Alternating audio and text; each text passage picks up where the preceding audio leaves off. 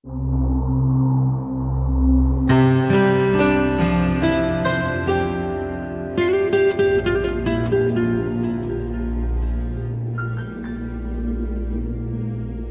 ஒரு மாபெரும் வரலாறு.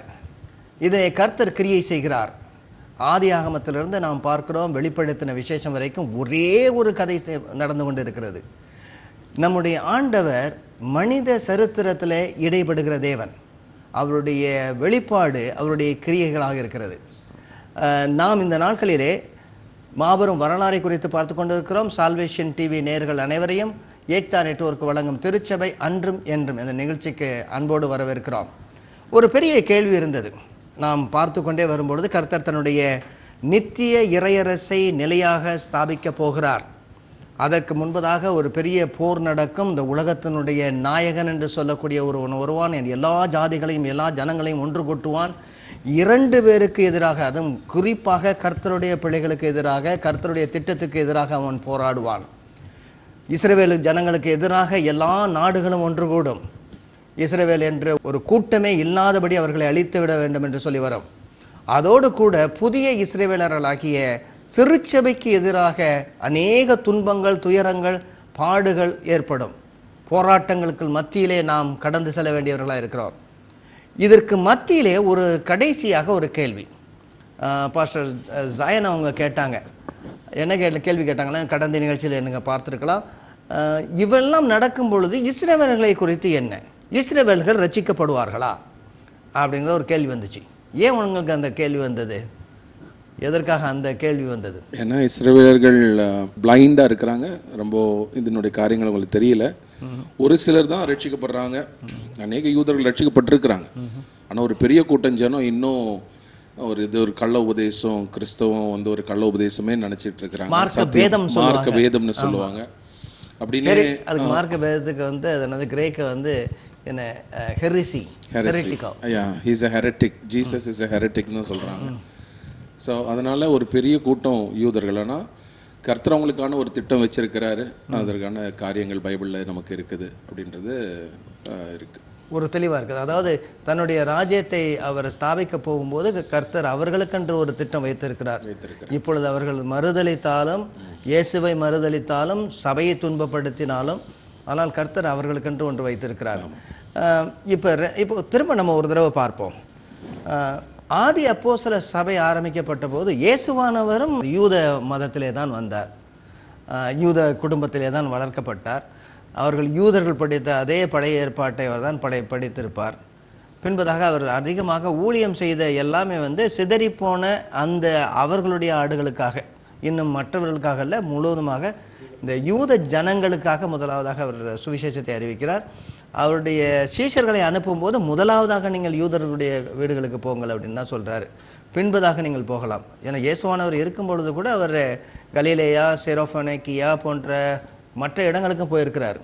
அதான் அதிகமாக சொல்லுவார், இந்த விசுவாசம் யூத மக்களிடத்தில் கூட கிடையாது, இஸ்ரேல் மக்கள் கூட கிடையாது அப்படின்னு சொல்லி ஒரு ஸ்திரியை பற்றி ரொம்ப செரோஃபனேக்கியா ஸ்திரியை கொடுத்து சொல்லுவார்.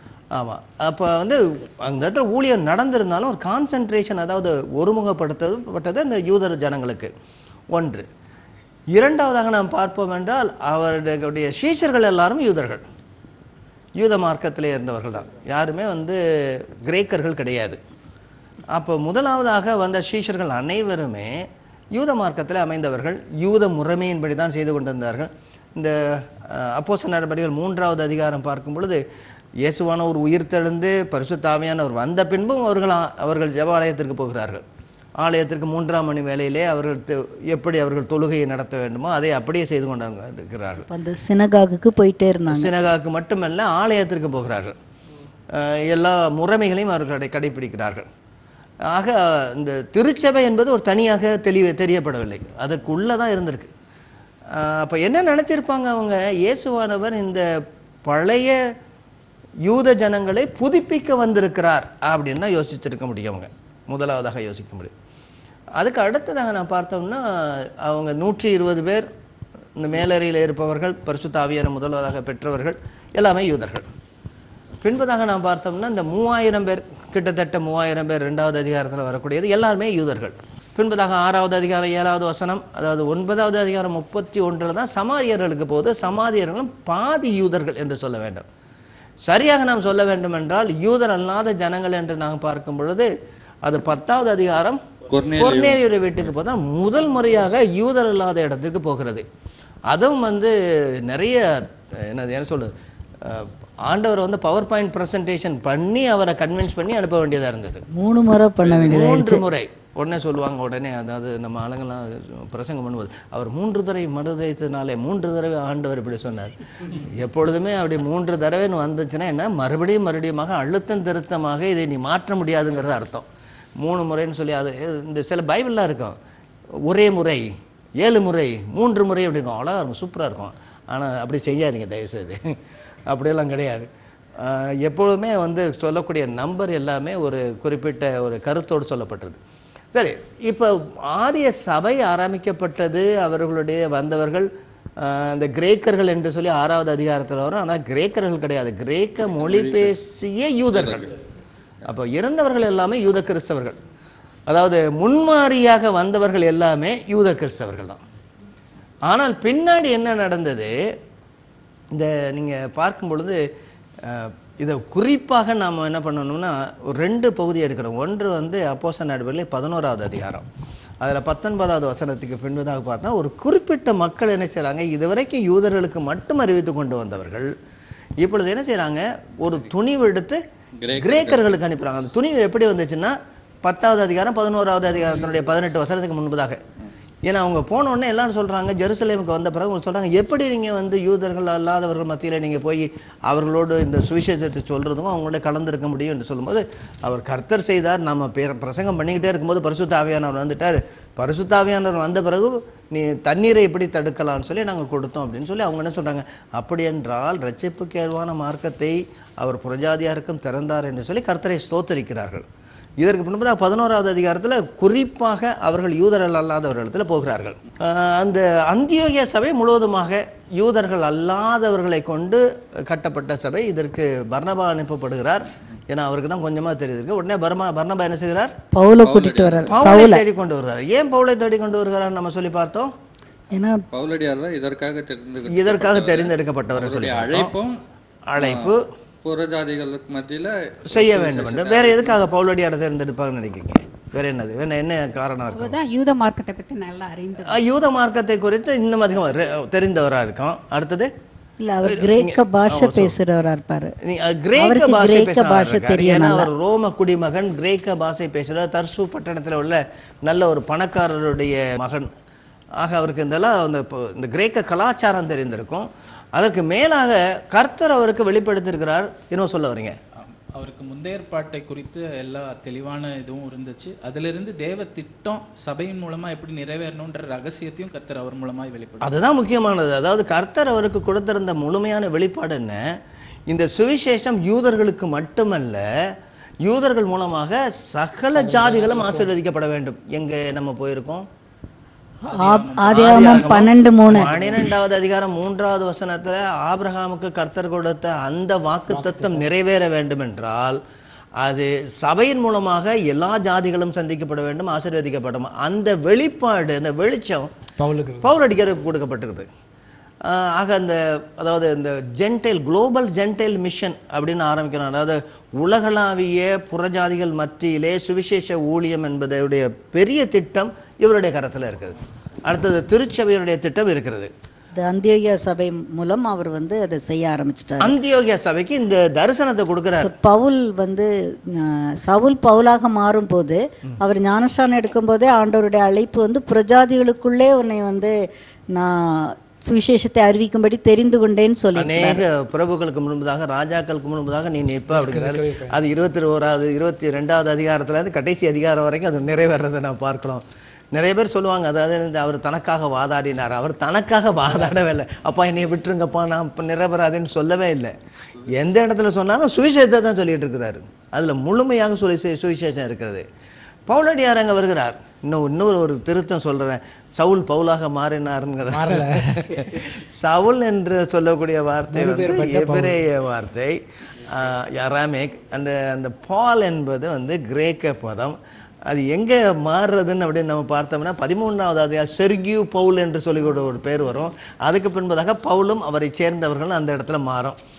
சரி, அதாவது நம்ம இப்படி வச்சுக்கலாம், அது நல்லது தான். என்னென்னா அவருடைய முழுமையாக மாற்றப்பட்ட ஒரு வாழ்க்கை அவர் பவுலுடைய வாழ்க்கையாக இருந்தது. முன்னாடி சவுல் என்று எபிரேயருக்கு குறித்தாக இருந்தார், இப்பொழுது பவுல் என்று கிரேக்கர்களுக்கு குறித்தாக இருக்கிறார் என்று சொல்லி பார்க்கலாம். சரி, இப்போ நம்ம என்ன பார்த்து கொண்டு வருகிறோம்? இந்த ஆதி சபை முழுவதுமாக இது எபிரேய கிறிஸ்தவர்கள், யூத கிறிஸ்தவர்கள் இருந்தார்கள். பின்பதாக அந்த சபையானது பிரிவதை பார்க்கிறோம். எங்கே அதிகமாக பிரிவதை நாம் பார்க்கிறோம் என்றால் 13வது அதிகாரத்துக்கு பின்பு தான் பிரியுது. ஏன்னா பவுலடியார் ஒரு பெரிய ஒரு செயல் திட்டத்தை கொண்டு போகிறாரு, உலகளாவிய சுவிசேஷ அறிவித்தலை கொண்டு போகிறார். அப்போ அவர் போகும்பொழுது என்ன செய்கிறாரு? முதலாவதாக சீப்புரு தீவில் சுவிசேஷத்தை அறிவிக்கிறார். பின்பதாக அவர் தெற்கு கலாத்தியாவுடைய பகுதியிலே அந்த சுவிசேஷத்தை அறிவிக்கிறார். இந்த பெர்கே என்கிற இடத்துலேருந்து நாங்கள் அந்த இடத்துக்கு போயிருந்தோம். பெர்கே என்ற இடத்துலேருந்து அங்கேருந்து பிசிதியாவில் உள்ள அந்தியோகியாவுக்கு போகிறார். இன்னும் நீங்கள் ஒன்று கவனிக்கணும்ல, அந்த பெர்கேயில் ஒரு கல்வெட்டு பார்த்தோம். அந்த கல்வெட்டில் எழுதப்பட்டிருக்குது, இந்த பெர்கே நகரம் அது அனத்தாலியாவுக்கு பக்கத்தில் உள்ளது. அந்த நகரம் முன்பதாக கலாத்தியாவை சேர்ந்ததுன்னு எழுதியிருக்கிறதுல, கலாத்தியாவுடைய பகுதி. அப்போ அந்த பெர்கே இது எல்லாமே கலாத்தியாவை சேர்ந்தது, தெற்கு கலாத்தியா. அந்த பிசிதியாவில் அந்தியோகியா, இக்கோனியம், அதுக்கடுத்தது என்னது, லீஸ்திரா, தெர்பே, இந்த பட்டணங்கள் எல்லாம் தெற்கு கலாத்தியாவை சேர்ந்தது. இங்கே அவர் போகும்போது ஒரு இதை மட்டும் நான் சொல்லிட்டு போகிறேன் இதில். ஏன்னா பவுலடியாருடைய திட்டமான ஒரு ஊழியம் என்னன்னு நம்ம பார்க்கணும். இந்த செர்கியூ பவுல் என்று சொல்லக்கூடியவர் இருக்கிறார்ல, அது எங்கே பார்க்குறோம்? 13வது அதிகாரத்தில் என்னது, அவருக்கு உடம்பு சரியில்லாமல் இருக்குது இல்லையா? ஒருத்தன் அவரை தடை பண்ணுகிறான் இல்லையா? எந்த ஊர் அது? சீப்புரு தேவையில் குறுக்க நடந்து வருவார்.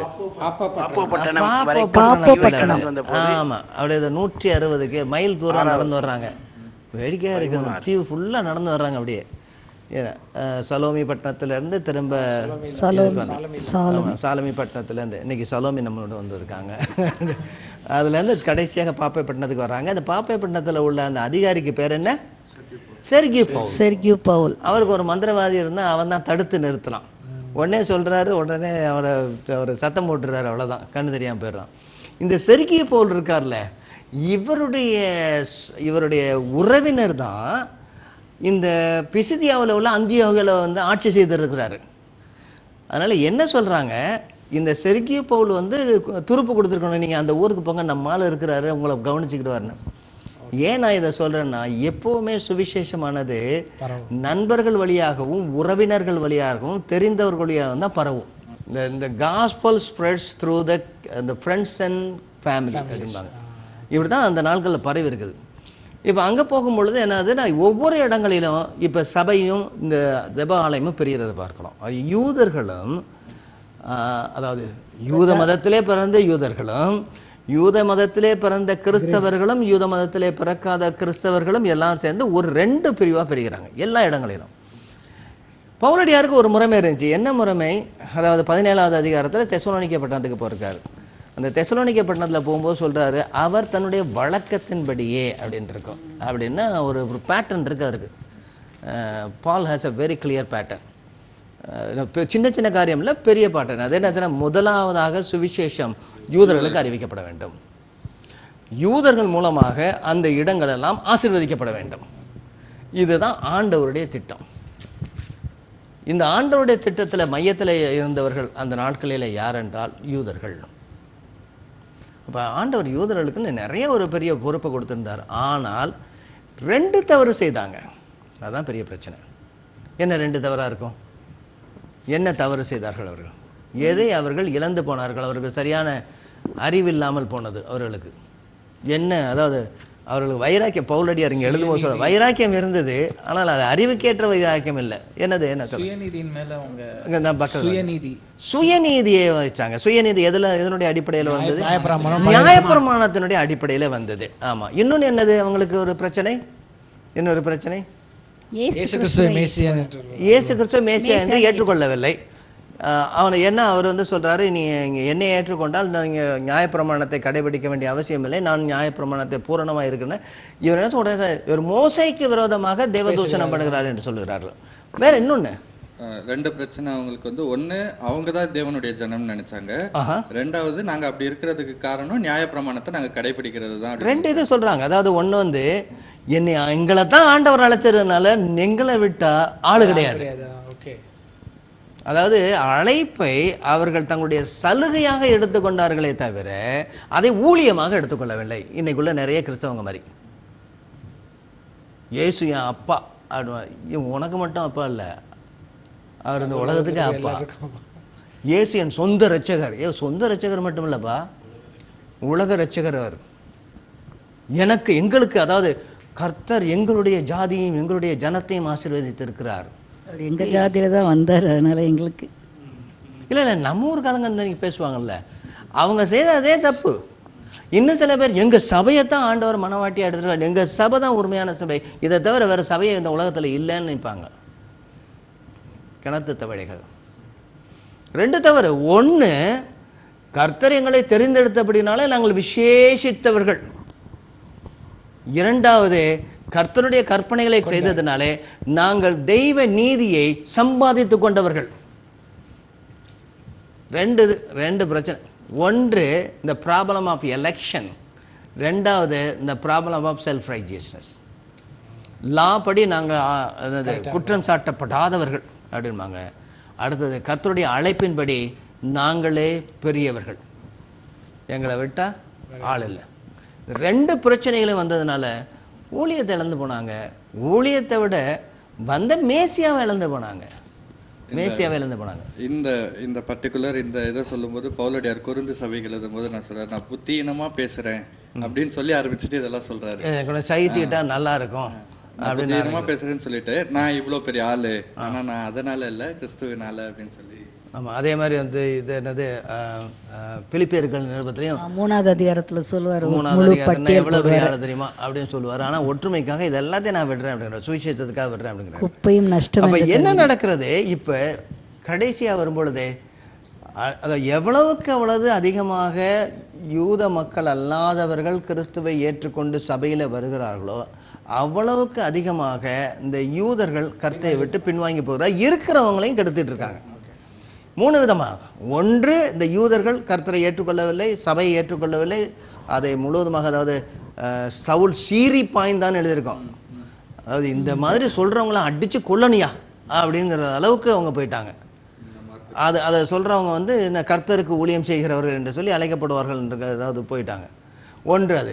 இரண்டாவது, ஏற்றுக்கொண்ட கிறிஸ்தவ, அதாவது யூத கிறிஸ்தவர்களும் நம்ம அந்த பழைய முறைமையின்படி செய்தால்தான் அது வந்து கிறிஸ்தவம் என்று சொல்லக்கூடியவதென்றார். ஏன்னா எல்லாருமே கர்த்தருடைய கிருபையினாலே மட்டும் ரட்சிக்கப்படவில்லை, நீங்கள் செய்யக்கூடிய ஒவ்வொரு நியாயப்பிரமாணத்தினாலும் ரட்சிக்கப்பட்டிருக்கிறீர்கள், அதையும் நீங்கள் சேர்த்து செய்யணும். இதுதான் வந்து இந்த அந்தியோகியாவிலையும் தெற்கு கலாத்தியாவுடைய பகுதியிலையும் வந்த பிரச்சனைகள் இதுதான். இதை நீக்குவதற்கு தான் 15வது அதிகாரத்தில் நாங்கள் பார்க்குறோம். 15வது அதிகாரத்தில் போகும்போது அவங்க சொல்கிறாங்க, அவங்க மேலே பாரத்தை, நம்ம சுகமுக்க முடியாத பாரத்தை அவங்க மேலே ஏன் வைக்கிறீங்க அப்படின்னு போகிறாங்க. 3வது பிரிவு என்னென்னா, முழுமையாக யூதர்கள் அல்லாத கிரேக்கர்கள், ரோமர்களாக வந்த கிறிஸ்தவர்கள். இப்போ இவங்களுடைய பிரச்சனையும் உண்டு. இதுதான் ரோம சபையில் வந்தது. ரோம சபையில் அதிகமாக யார் இருந்தால் என்றால், முதலாவதாக யூத மதத்தைச் சேர்ந்த கிறிஸ்தவர்கள் இருந்திருக்கிறாங்க. ஏன்னா அந்த டயஸ்போரா, அதாவது சிதறி போனவர்கள் அங்கே போய் இருந்திருக்கிறாங்க. பின்பதாக என்ன நடந்தது, சுவிசேஷம் வர ஆரம்பிச்சது. அது யார் மூலம் வந்ததுன்னு தெரியுது. ஒருவேளை இந்த பெந்தேகோஸ்தே நாட்களிலே அங்கே வந்தவர்களில் அத்தாலியா பட்டணத்தில் ரோமாபுரியிலிருந்தும் வந்தவர்கள் எல்லாருமே எனது லத்தீன் பாஷை பேசுகிறவங்களாம் போய் சுவிசேஷத்தை அறிவித்திருக்க வேண்டும். அக்கில்லா பிரிசில்லா பொந்து தேசத்திலிருந்து அவர் ரோமாபுரிக்கு சென்றிருக்கிறார். அங்கே அவர் முன்பதாகவே ஆண்டவரை ஏற்றுக்கொண்டிருக்க வேண்டும். இன்னும் நீங்கள் நல்லா பார்த்தீங்கன்னா, பொந்து தேசத்தினுடைய யூதனாகிய அக்கில்லா என்று எழுதப்பட்டிருக்கும். பிரிசில்லாவுன்னு சொல்லப்பட்டிருக்காது. ஆனால் பிரிசில்லாவுடைய பேர் வந்து ஒரு கிரேக்க, ஒரு நல்ல ஒரு சீமாட்டியான ஸ்திரீ. யாராவது இந்த என்னது கலப்பு திருமணம் பண்ணலாம்னா போய் இதில் சொல்லுவாங்க, பேசும் பொழுது எனது கல்யாணத்தில் பேசுவாங்க, கர்த்தர் உங்களே அந்த இது அக்கிலா பிரிசில்லாவை போல் ஆசீர்வதிப்பாராக. ஆனால் ஒரே ஜாதியில் பண்ணிட்டு சொல்லுவாங்க. ஆமாம், அங்கே 2 பேருமே வேற வேற சரித்திரம் தெரியாமல் தரித்திரம் முடித்தவர்கள். ஆமாம், இப்படி தான் மாற்றி மாற்றி யோசிக்கிறாங்க. அங்கே இருந்து என்ன பண்ணுறாங்க, இந்த நீங்கள் 18வது அதிகாரத்துக்கு பார்த்தீங்கன்னா அப்போஸ்தலர் நடவடிக்கையில் ஒரு ராஜா வர்றான். அந்த ராஜாவுடைய பேர் என்ன? ஒரு ராஜா 18வது அதிகாரத்தில் அவன் விரட்டி விடுறான் எல்லாரையும். கிளவுடியஸ் ராஜா வர்றான்.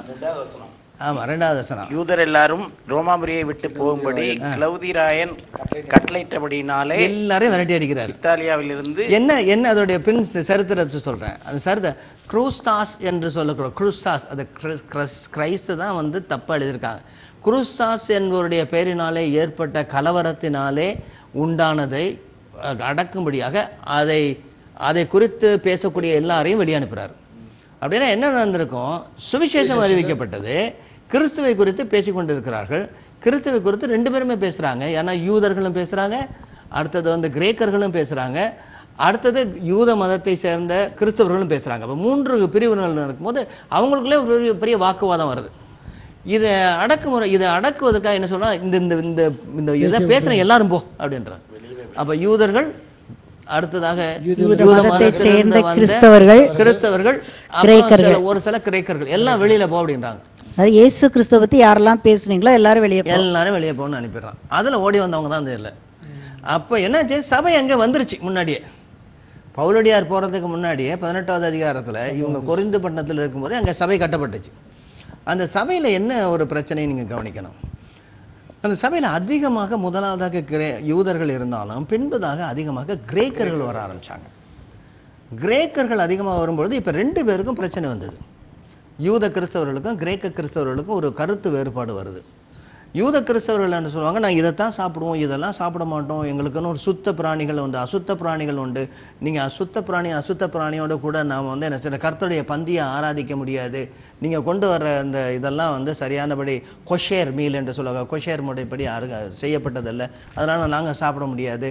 நீங்கள் சில பண்டிகைகள்லாம் கொண்டாட மாட்டேங்கிறீங்க அப்படின்னு சொல்லி வருது. 14வது அதிகாரம் ரொம்ப முக்கியம். அப்போ இது என்ன ரோமர் 14 அதுதான் அடிப்படை. இந்த தியோலாஜிக்கல் கொஸ்டின் அதுதான். அதனுடைய அடிப்படையில் தான் என்ன நடந்ததுன்னா, இப்போ இந்த கிரேக்க கிறிஸ்தவர்கள் என்ன சொன்னாங்க, நாங்கள் யூத கிறிஸ்தவர்களோட அதிகம். ஏன்னா யூதர்கள் தான் இயேசு கிறிஸ்துவை சிலுவையில் அறைந்தாங்க, அவரை மறுதளித்தாங்க. அதனால நீங்கள் வந்து எங்களை விட பெரிய ஆளுங்க கிடையாது, கீழே உள்ளவங்க. இப்போ வந்து பிளேட் அப்படியே தலைகீழாக மாறுது. அதோடு கூட மட்டும் இல்லாமல் எதற்காக நம்ம வந்து யூதர்களை பின்பற்ற வேண்டும், நமக்குள்ளே பெரிய கலாச்சாரம் இருக்குது அப்படின்னு யூத மதத்தையே வெறுக்கக்கூடிய செமெட்டிக் ஹேட்ரட் அப்படின்னு சொல்லுவாங்க. இதுதான் இந்த இது ஜெர்மனியில் நடந்தது எல்லாமே இதுதான். அதாவது அந்த செமெட்டிக் பீப்புள், அதாவது முக்கியமாக யூதர்களை வந்து அவர்கள் கொடுமைப்படுத்தின காரணம் இவங்க ரொம்ப வளர்றாங்க. இப்போ இந்த ரோமாபுரியிலே இதே பிரச்சனை வந்துச்சு. இந்த பிரச்சனையில் இதுக்கு பின்பதாக ஒருத்தர் வந்தார். அதாவது இந்த வேதத்தில் உள்ள புத்தகங்களெல்லாம் நம்ம சரியானபடி ஒழுங்குபடுத்த வேண்டும். அது 2வது நூற்றாண்டுக்கு பின்பதாக அவர் என்ன சொன்னார்னா, இயேசுவானவர் யூத மதத்தை சேர்ந்தவர் அல்ல, அவருடைய பிதாவும் முந்தைய ஏற்பாட்டில் உள்ள யெகோவாவும் வேறு. அந்த முந்தைய ஏற்பாட்டில் உள்ள அந்த யெகோவா அவர் யூத கடவுள். ஆனால் கர்த்தராகிய இயேசு கிறிஸ்துவினுடைய பிதாவானவர் தான் உண்மையான கடவுள். அப்போ நம்ம என்ன செய்யணும், இந்த முந்தைய ஏற்பாட்டை அவ்வளோதையும் தள்ளிடணும். அந்த ஹிஸ்ட்ரியே நமக்கு வேண்டாம். இது என்ன சொல்லுவாங்க, இந்த ஜூயிஷ் ஹேட்ரட். அவங்க என்ன சொல்லுவாங்க, யூத மக்களை உள்ளே விடக்கூடாது அப்படின்ட்டு பைபிளை ரொம்ப சிம்பிளாகிக்கிட்டாரு. பைபிள் சிம்பிள் ஆகிடுச்சு. என்ன பண்ணாருன்னா, பழைய ஏற்பாடு அவ்வளோதான் எடுத்தாச்சு. சூப்பர், பாதி எப்படி எடுத்து பார்ப்போமே பெரும் பகுதி 39 புத்தகமா எடுத்துட்டாரு. அதுல என்ன செய்யலாம், புதிய ஏற்பாடு வைப்போமா அப்படின்னு சொல்லி புதிய ஏற்பாடு வச்சாரு. புதிய ஏற்பாடு வைக்கும்போது அதுலயும் பார்க்கணும், யாரெல்லாம் யூத ஆளுங்க எழுதியிருக்காங்களோ யூத கிறிஸ்தவர்கள் அதெல்லாம் எடுத்துரு. சொல்லுங்க பாப்போம், முதல்ல யாரு? மத்தேயு தூக்கு 1, மார்க்க தூக்கு அடுத்தது 2, யோவான தூக்கு அடுத்தது பவுல் கழுதினங்கள ஒத்துக்கிட்டாங்க. வேற இல்ல யாரு? எபிரேயர் தூக்கு. ஆமா, யாக்கோபு தூக்கு. இந்த நம்ம பிரசங்கத்தை சொல்லுவான், இந்த யாக்கோபை எடுத்துக்கொள்ளுங்கள், யாக்கோபை விடுங்கள், யாக்கோபை விடுங்கள், இப்பொழுது பேதுருவை எடுத்துக்கொள்ளுங்கள் அப்படின்பாங்க. யூதா போயிடுச்சு. அப்புறம் வெளிப்படுத்தின விசேஷம் போயிடுச்சு. 1-2 மணி யோவான் போச்சு. சிம்பிள். 13 பவுல் எழுதின 13 புத்தகம், எழுதின கடிதங்கள், லூக்கா எழுதின சுவிசேஷம், அப்போஸ்தலர் நடவடிக்கைகள், இவ்வளவுதான். 15 புத்தகம். காட்டுங்க எவ்வளவு வருதுன்னா 15 புத்தகம். இவ்வளவுதான் பைபிள் அவருக்கு. உடனே தான் சொன்னாங்க, ஆரம்பிச்சாங்க. அப்போ நம்ம எதை விசுவாசிக்கிறோம்? பிதாவை விசுவாசிக்கிறோமா? அவர் உலகத்தை படைச்சாரா? அவர் வந்து அதை குறித்து வந்து இந்த விசுவாச பிரமாணம் இருக்குல்ல, அப்போஸ்தல விசுவாச பிரமாணம், அப்போ தான் எழுதுனாங்க. நம்ம விசுவாசிக்கக்கூடிய விசுவாசம் இது எதோட ஏன் கொண்டு வரேன்னா, ஒரு யூத மக்களுக்கு இந்த திருச்சபையில் இடமில்லை அப்படின்னு ஒரு கூட்டம் வந்துச்சு. 2, ஒன்று அவர்கள் வந்து ரொம்ப அதிகமாக தன்னை குறித்து எண்ணுகிறார்கள். 2வது அவர்கள் தான் இயேசு கிறிஸ்துவை கொலை செய்தவர்கள். இப்போ தான் கொஞ்சம் வருஷத்துக்கு முன்னாடி தான் ஒரு இந்த வேட்டிக்கன்லேருந்து ஒரு அனௌன்ஸ்மெண்ட் வந்துச்சான். என்ன சொன்னாங்க, நாங்கள் உங்களை இனிமேல் இயேசு கிறிஸ்துவை கொலை செய்தவர்கள் என்று குற்றம் சாட்டுவதில்லை அப்படின்னு ஒரு அறிக்கை போனுச்சான். உடனே அதாவது யூதர்களோடு கூட எப்படி சபை ஐக்கியப்பட வேண்டும் என்று அவங்க இது வரைக்கும் சொல்கிறாங்க. அதாவது அவரோட கொலை செய்த அந்த குற்றத்தை எங்கள் மேலே வச்சுக்கிட்டே இருக்கீங்களே அப்படின்னு சொல்லுவாங்க. ஆனால் அவங்களே சொல்லியிருப்பாங்க, இந்த குற்றம் எங்கள் மேலும் எங்களுடைய பிள்ளைகள் மேலும் இருக்க வேண்டும் என்று. ஆனால் பவுலடியாரும் பேதுருவானவரும் மற்றவங்க சொல்லும்போது, இதை நீங்கள் அறியாமல் செய்தீங்கப்பா அப்படின்னு, வாரந்தோறும் படித்து அறியாமல் செய்தீங்க. இப்போ என்ன ஆயிடுச்சுன்னா, இந்த சபையில் ஒரு 2 விதமான ஒரு கோட்பாடு வந்தது. ஒன்று, யூதர்கள் அனைவருமே கர்த்தருடைய சமூகத்திலிருந்து போய்விட்டார்கள், இனிமேல் கர்த்தருடைய திட்டத்தில் அவருடைய அந்த மாபெரும் வரலாற்றில் அவர்களுக்கு இடமில்லை. There's no more place for Jewish. அதனால் கம்ப்ளீட்டாக எடுத்துருங்க அவங்கள. அவங்க தங்களுக்கு கொடுக்கப்பட்ட அந்த பணியிலிருந்து விலகி போனார்கள். எனவே கர்த்தர் அவர்களை தள்ளிவிட்டார். எப்படி தான் சொல்கிறார், கர்த்தர் அவர்களை தள்ளிவிட்டார். நீங்கள் கவனித்து பாருங்களேன், எல்லா இடத்துலையும் கர்த்தர் தள்ளிட்டார். அதுக்கு அடுத்த கூட்டம் என்ன சொல்கிறது, இன்னொரு கூட்டம், இல்லை கர்த்தர் அவர்களை முழுவதுமாக தள்ளிவிடவில்லை, அவர்களை ஏற்றுக்கொள்வார், நாமும் ஒரு நாளிலே இந்த யூதர்களை போல மாற வேண்டும். இது அதுக்கு அடுத்தது. இந்த 2 எக்ஸ்ட்ரீம். அப்படி நம்ம ஆளுங்க போனால் எக்ஸ்ட்ரீமில் தான் போவாங்க. எல்லாத்தையும் ஏதாவது ஒரு பக்கத்தில் நடு ரோட்டில் தான் சரியான விதத்தில் போவோம். ஏதாவது ஒரு எக்ஸ்ட்ரீம். ஒன்று என்ன செய்யணும், யூதர்களே தேவையில்லை. இன்னொன்று சார், நம்ம எல்லாருமே யூதர்களாக மாற வேண்டும். வேதத்தின்படி சரியா இது? ஏன்னா இந்த தமிழ்நாட்டிலே சில பேர்லாம் இப்போ வந்து எபிரேய பாஷை தான் படிக்கணும். இந்த சுவிசேஷம் கூட நான் என்ன செய்யணும், எபிரேய மொழியில் எழுதப்பட்ட சுவிசேஷத்தை தான் படிக்கணும், கிரேக்க சுவிசேஷமே படிக்கக்கூடாது. ஏன்னா புதிய ஏற்பாடெலாம் கிரேக்க மொழியில் தான் எழுதப்பட்டிருக்கு. கிரேக்க பாஷை வந்து இது அந்நிய பாஷை, இது வந்து என்ன சொல்கிறது, விக்கிரக ஆராதனை செய்வருடைய பாஷை, அதில் வந்து படிக்கவே கூடாது. கர்த்தருடைய ஒரிஜினல் பாஷையில் தான் படிக்கணும். ஆண்டவர் சொன்ன அந்த ஒரே பாஷையில் தான் படிக்கணும். இந்த இஸ்லாமியர்கள் சொல்லுவது போல் அரபிக் பாஷையிலேருந்து மாறக்கூடாது, மாறினா அதனுடைய எசன்ஸே போயிடுச்சு அப்படிங்கிற மாதிரி ஒரு சொல்லக்கூடிய ஒரு கூட்டம் இப்பொழுது இருக்குது. இதோடு மட்டும் இல்லை, சில இடங்கள்ல என்ன சொல்லுவீங்க, இந்த ஆப்பில் வந்து இவரே சொல்லி கொடுக்குறாங்க. அதாவது வவல்ஸு, கான்சனன்ஸு எப்படி நம்ம வேதத்தை வாசிக்கணுங்கிறது அந்த எழுத்து சொல்லி கொடுக்குறாங்க. எழுத்தெல்லாம் சொல்லி கொடுக்குறாங்க. அது வரைக்கும் செஞ்சா போகிறோம். அது முக்காடு போட்டுட்டு ஜெபம்னு சொல்கிறாங்களா, அதுதான் பெரிய பிரச்சனை எனக்கு. எல்லாத்தையும் அவங்க படிக்கலாம், சொல்லலாம். என்ன முக்காடு போட்டுட்டு நீங்கள் ஆஃப் பண்ணாதீங்க. முக்காடு போட்டுட்டு ஜெபம் பண்ணணும், அதுக்கு ஒரு சிசில் வச்சோ இதெல்லாம் விற்கிறாங்க. இல்லை, விருத்த சேதனமும் பண்ண சொல்லிட்டாங்கல்ல. விருத்த சேதனம் ஒரு குரூப் விருத்த சேதனம் பண்ணிருக்கு. ஈரோடுல காலில் கயிறு கட்டி தான் மேலே ஏறுறாங்க. எங்க காலில் கயிறு கட்டி தான் மேலே ஏற்றுறாங்க. காலில் கயிறு கட்டி தான் மேலே, தலையில் கட்டி தான் நல்லா இருந்தது.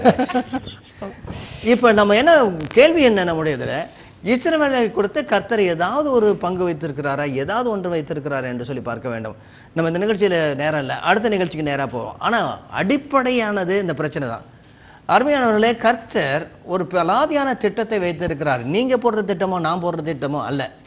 நாம் ஒருவேளை தவறி போகலாம், இஸ்ரவேலர்கள் தவறி போகலாம், ஏன் கிறிஸ்தவர்களே அநேகர் தவறி போகலாம், கிறிஸ்தவ சபைகள் தவறலாம். ஆனால் கர்த்தருடைய திட்டமானது ஒருபோதும் தவறுவதில்லை. ஒருவர் தவறினாலும் ஆண்டவர் அதை திருப்பி கொண்டு வருகிறார். அதற்கென்று இன்னொரு திட்டத்தை ஆண்டவர் போடுகிற தேவன் இல்லை. அவரிடத்தில் இருப்பதெல்லாம் பிளான் ஏ, பிளான் பியே கிடையாது. ஆக உங்களை குறித்தும் என்னை குறித்தும் ஆண்டவர் திட்டவட்டமான ஒரு திட்டத்தை வைத்திருக்கிறார். இதை குறித்து நாம் அடுத்த நிகழ்ச்சியிலே பார்ப்போம். இந்நிகழ்ச்சி குறித்த உங்கள் கருத்துக்களை எங்களுக்கு தெரியப்படுத்துங்கள். அலைபேசி எண் 9789987664. மின்னஞ்சல் முகவரி tv@ektanetwork.org.